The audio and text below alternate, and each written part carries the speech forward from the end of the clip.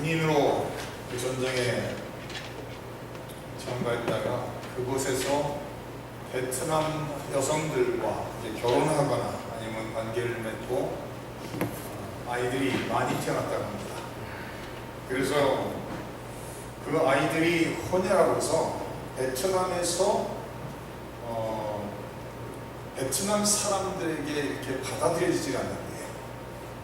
한국 남자와 베트남 여자를 통해서 난 이 혼혈 아들이 베트남에서는 제대로 된 일자리도 구하지도 못하고 그 나라에서 살아가는데 너무나도 어렵다고 합니다. 그래서 베트남 여인들이 하나같이 가지고 있는 꿈은 아버지를 찾아서 그 아이들을 한국에 보내는 게 꿈이라고 말합니다.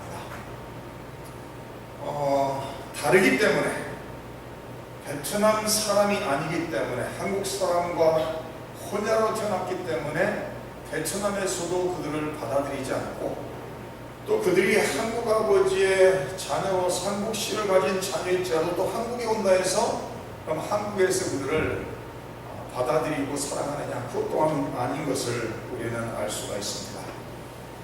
이 세상에는 무엇인가 조금이라도 다른 것이 있으면은 서로를 받아주지 않는 그런 모습들이 많은 것을 우리는 알 수가 있습니다. 한국 남북전쟁이 끝난 후에 50년대 후반, 60년대, 70년 동안 세계적으로 가장 미국에 많은 입양아를 보낸 나라가 한국이라고 말합니다. 그래서 미네소타라는 주에 수천 명의 아이들이 한국에서 미국 백인 부모에게 입양됐다고 합니다. 그래서 미네소타 주에 아직까지 수천 명의 입양아들이 함께 모이는 이런 모임들이 있다고 합니다. 이 아이들이 태어나서 3개월 만에 입양된 애들도 있고 5살이 된 후에 입양된 아이들도 있다고 합니다.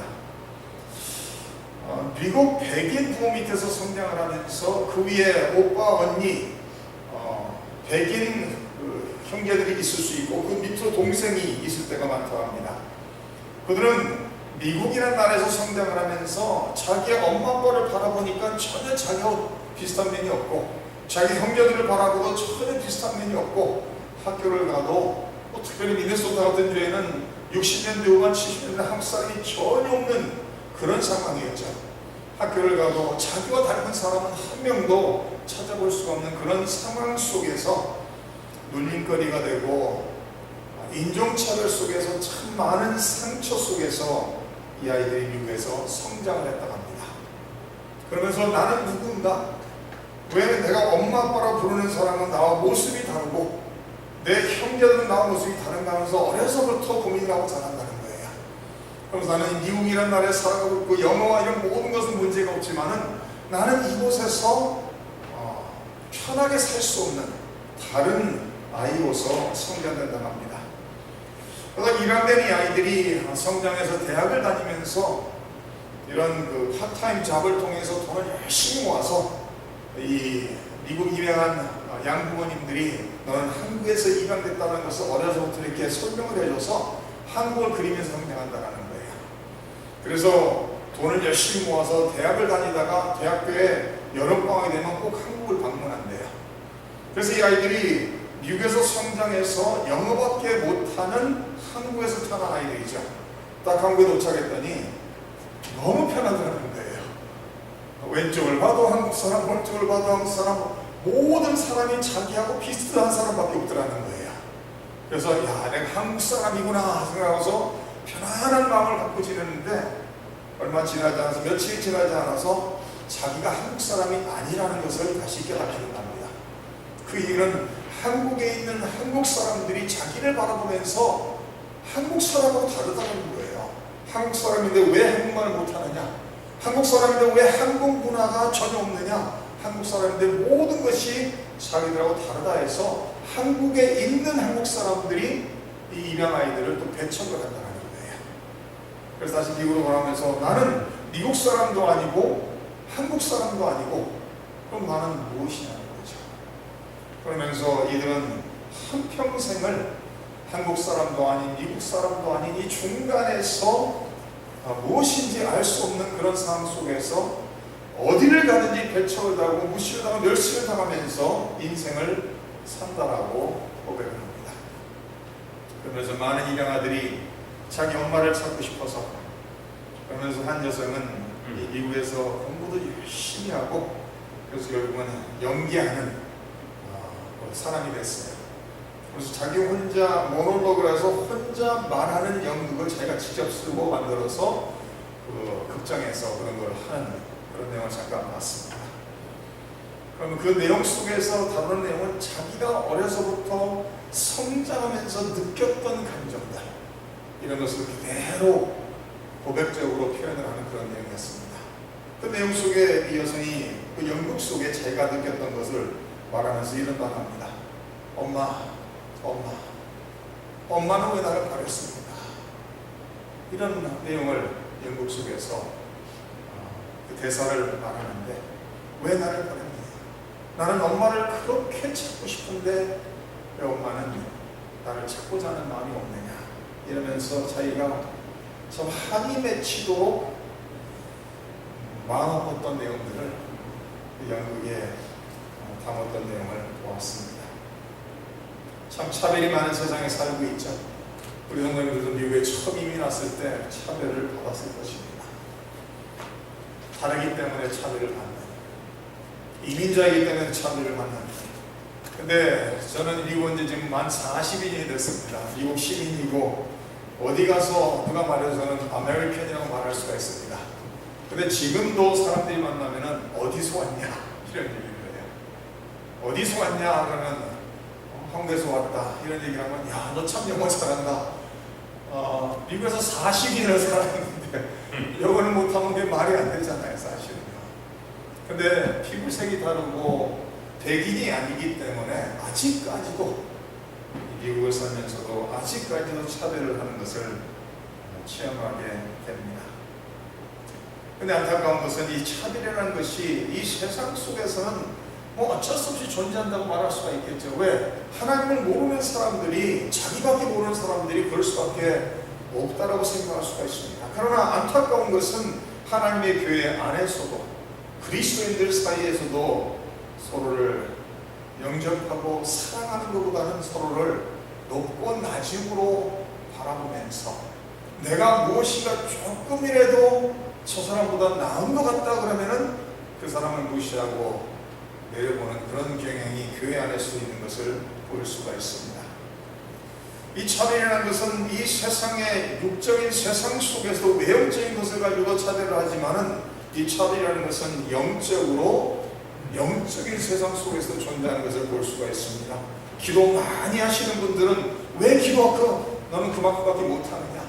금식을 많이 하시는 분들은 나는 이만큼 금식한다는 걸 금식도 한번 하지 않느냐? 그러면서 바리새적인 모습을 가지고 있는 것을 볼 수가 있습니다. 오늘 말씀 속에 우리가 읽은 내용은 예수님께서 맨 마지막으로 기도하는 내용 속에 이제는 모든 성도를 위한 기도를 하고 있습니다. 1절 5절까지는 예수님께서 자신을 위한 기도를 하시고 6절에서 19절까지는 예수님의 제자들을, 예수님과 함께 하고 있는 아마도 11제자, 이 사도들을 위한 기도를 하고 있습니다. 그러면서 20절부터는 그 사도들의 사역을 통해서 믿게 될, 미래의 예수님의 제자들이 될, 미래의 하나님의 자녀들이 될 성도들을 위해서, 모든 성도들을 위해서 기도하고 있는 내용을 20절에서 26절까지 기록하고 있습니다. 그래서 20절 말씀 보시면, 내가 비옵는 것은 이 사람들만 위함이 아니요, 지금 마가다락방에서 예수님과 함께 마지막 만찬을 먹고 예수님의 발시킴을 받고 예수님의 마지막 가르침을 듣고 있는 이 12명의 제자, 그 중에 하나는 가룟 유다는 배신하고 떠나가죠. 그 11제자들을 위해서 예수님께서 기도하셨습니다. 그들을 남겨두고 가니까 그들을 세상에서 보호해 주시고, 그들을 남겨두고 가니까 하나님께서 그들을 거룩하게 하시옵소서, 이런 기도를 하신 후에 이제는 그들이 듣는 그 속에서 예수님께서 하시는 기도는 이들을 통해서 믿게 될 사람들을 위해서 기도하고 있다고 말합니다. 내가 비옵는 것은 이 사람들만 위함이 아니요, 또 그들의 말로 말미암아, 그들의 전도를 통해, 복음 전파를 통해 나를 믿는 사람들도 위함이 하면서 이제는 제자들을 사도들을 통해서 복음을 통해서 예수를 믿게 된 미래의 그리스도인들 모든 성도들을 위해서 예수님께서 하나님께 간구한다고 하면서 기도하시고 있습니다. 그러므로 오늘 이 본문 말씀 속에 나오고 있는 예수님의 이 기도의 내용은 우리들도 포함되어 있다는 거예요. 우리를 위해서도 이런 기도를 하시고 있는 것을 우리는 기억할 필요가 있습니다. 예수님의 모든 성도를 위한 기도는 두 가지밖에 없어요. 첫 번째 20절에 나와 있는 말씀입니다. 아버지여, 아버지께서 내 안에 내가 아버지 안에 있는 것 같이 그들도 다 하나가 되어 우리 안에 있게 하사 세상으로 아버지께서 나를 보내신 것을 믿게 하옵소서. 예수님의 첫 번째 모든 성도를 위한 기도는 하나 되게 하는 거예요. 하나님과 나와 하나인 것처럼 제자들의 사도들의 복음 전파를 통해 그들을 말로 말미암아 믿게 될 모든 미래의 성도들이 다 하나 되게 하옵소서라고 기도하고 있습니다. 이 하나 되게 하는 것은 우리가 이미 본 말씀 속에서는 목적으로 기록되어 있어요. 한번 17장 11절을 보시기 바랍니다.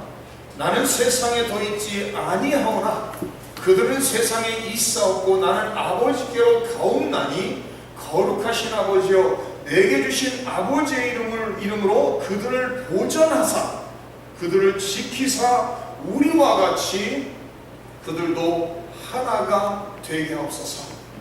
남겨두고 가는 이 제자들이 우리와 같이 하나 되게 하옵소서. 남겨두고 가는 이 제자들을 하나님께서 악으로부터 세상으로부터 지키시고 보존하심으로 말미암아 그들이 하나 되게 하옵소서. 11절에서는 하나됨이 하나님의 보존하심을 통해서 목적으로 기록되고 있습니다. 그런데 21절에 와서는 이 하나됨이 목적이 아닌 모든 성도를 위한 하나님 앞에 드리는 간구로 기도로 기록되어 있는 것을 볼 수가 있습니다. 예수 그리스도를 영접함으로 예수 그리스도 안에서 성령의 하나 되게 하심으로써 모든 성도들이 믿을 모든 성도들이 다 하나 되게 하옵소서라고 기도하고 있습니다. 근데 이 하나 되게 하옵소서라는 기도가 21절, 22절, 23절에 반복해서 동일한 내용이 세 번이 나오고 있어요. 22절 보시기 바랍니다. 내게 주신 영광을 내가 그들에게 주었사오니 이는 우리가 하나가 된 것 같이 그들도 하나가 되게 하려 함이니이다. 곧 내가 그들 안에 있고 아버지께서 내 안에 계시어 그들로 온전함을 이루어 하나가 되게 하려 함은 아버지께서 나를 보내신 것과 또 나를 사랑하신 같이 그들도 사랑하신 것을 세상으로 알게 하려 함이로소이다라고 말합니다. 하나 되게 하옵소서. 21절, 22절, 23절에 반복해서 거듭 하나 되게 하옵소서, 하나 되게 하옵소서, 하나 되게 하옵소서라고 간구하고 있습니다. 우리가 이미 14장에서는 예수님께서 너희가 나를 사랑하느냐, 사랑한다면 내 계명을 지켜라, 사랑하느냐 내 계명을 지켜라, 사랑하느냐 내 계명을 지키라는 말씀을 주셨죠. 14장 속에서 9구절 속에 3번이나 반복해서 사랑한다면 순종하라는 말씀을 주셨던 것처럼 사랑이라는 것은 순종을 통해서만 증명이 되어지고 하나님께 전달이 된다라고 성경은 말하고 있습니다.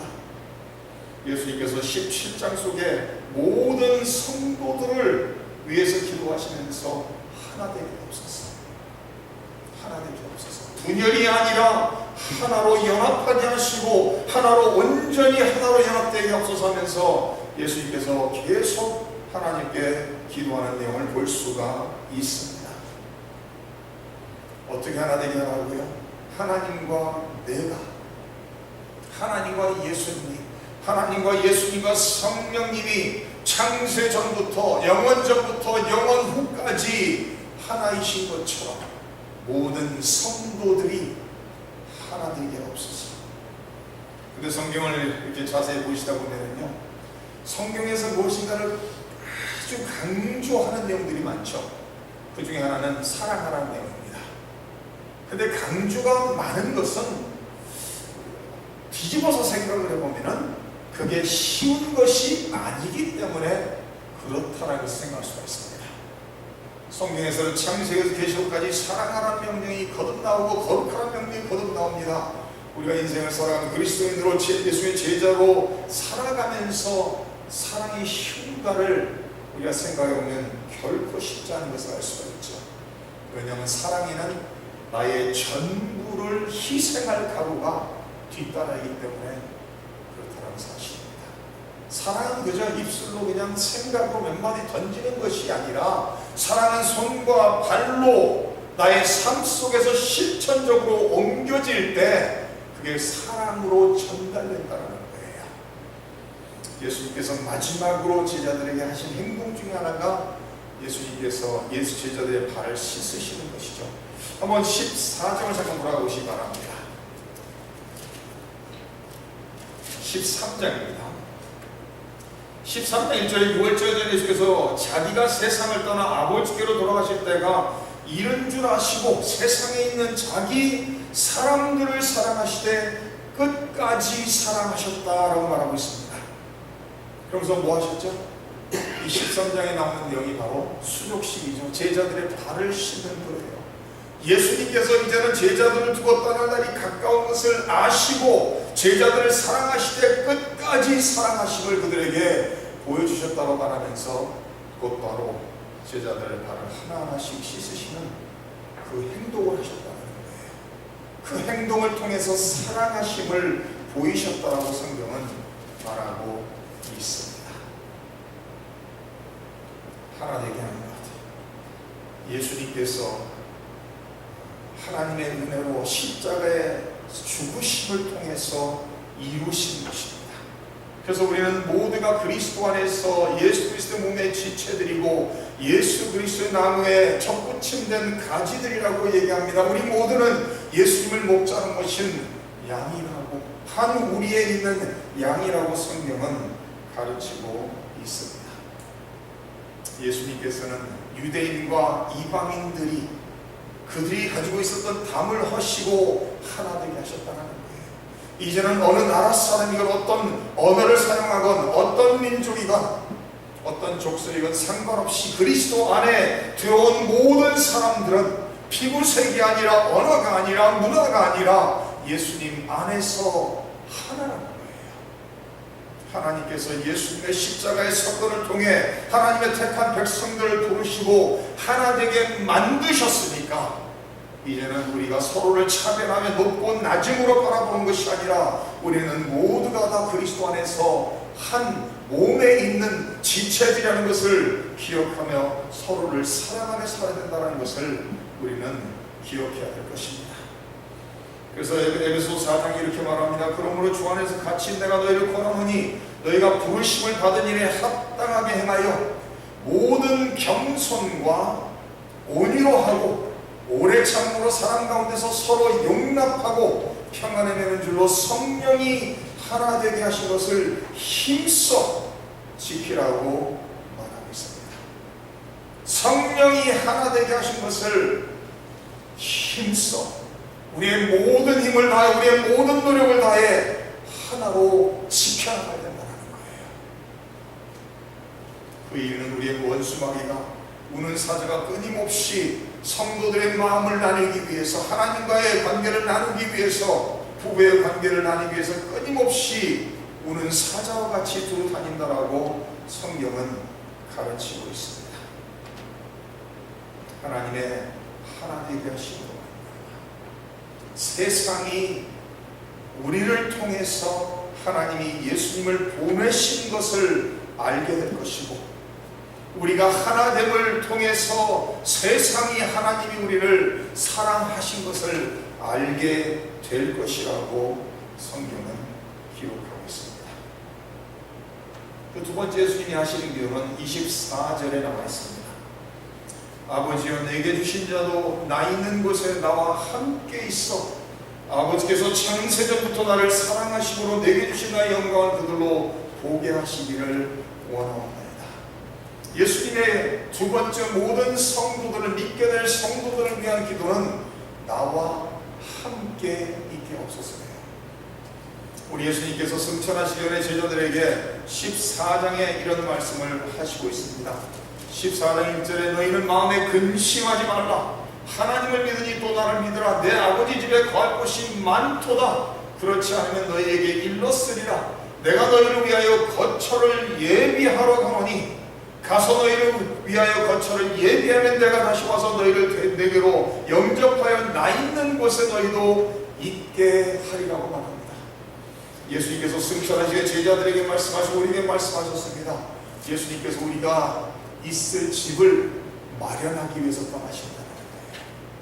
그리고 우리가 거할 처소를 다 예비하시면 예수께서 다시 돌아오셔서 우리를 데리고 영원토록 예수님과 함께 살 수 있는 천국으로 인도하실 것이라고 말하고 있습니다. 그러나 오늘 이 시대 속에서도 예수님은 성령을 통해서 성령으로 우리 안에 내주하시고 우리와 함께 하시며 영광에 이르는 그날까지 우리를 인도하실 것이라고 성경은 우리에게 약속하고 있습니다. 예수님께서 십자가에 못 박혀 돌아가실 때 양옆에 강도들이 같이 수행당한 것을 기억하시죠? 한쪽에 있는 강도는 예수님을 조롱합니다. 네가 하나님의 아들이라면 내 자신도 구원하고 우리도 구원하라는 조롱에 말합니다. 그러나 한쪽에 있는 강도는 우리는 마땅히 우리의 죄의 대가를 받는 것이지만 이분은 죄의 대가가 아니라고 말하면서 예수님을 바라보면서 마지막으로 한 가지 부탁을 합니다. 나를 기억해 주옵소서. 나를 기억해 주시옵소서. 마지막 간구를 예수님께 했습니다. 그래서 예수님께서 뭐라고 말씀하시죠? 내가 오늘 나와 함께 낙원에 있을 것이라는 거예요. 인생을 잘못 살았던 사람이지만 죄악으로 말미암아 이 세상에서 처벌을 받아 십자가에 죽을 수밖에 없는 죄인이었지만 예수님을 바라보며 나를 기억하옵소서, 나를 불쌍히 여기옵소서 한마디 간구했을 때 예수님께서 나와 함께 영원히 나와 함께 있을 것이라고 약속하시고 그를 예수님으로 데려가신 것을 우리는 알 수가 있습니다. 예수님께서 우리를 얼마나 사랑하시면 예수님이 몇 시간 지나지 않으면 가룟 유다의 배신을 통해 입맞춤을 통해 팔리게 되고 은 30냥 노예값에 팔리게 되시고 몇 시간 지나지 않으면 엄청난 고문과 신문 속에 십자가에 매달리신 걸 아시면서도 제자들을 위해 모든 성도들을 위해 기도하시면서 이들이 다 나와 함께 있게 하옵소서. 사랑하는 성도님들, 우리는 영원히 예수님과 함께 살아갈 사람들입니다.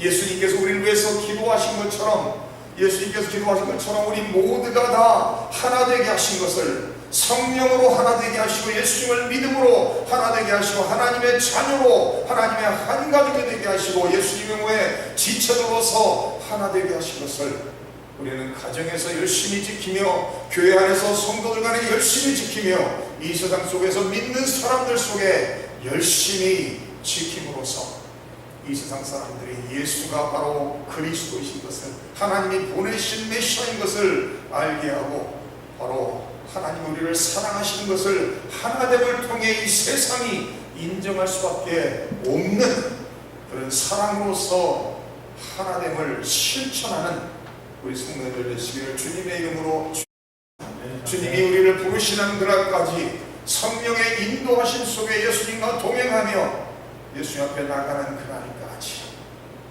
예수님과 함께 동행하며 예수님의 영광을 위해 사시는 우리 모든 성도들 되시기를 주님의 이름으로 축원합니다.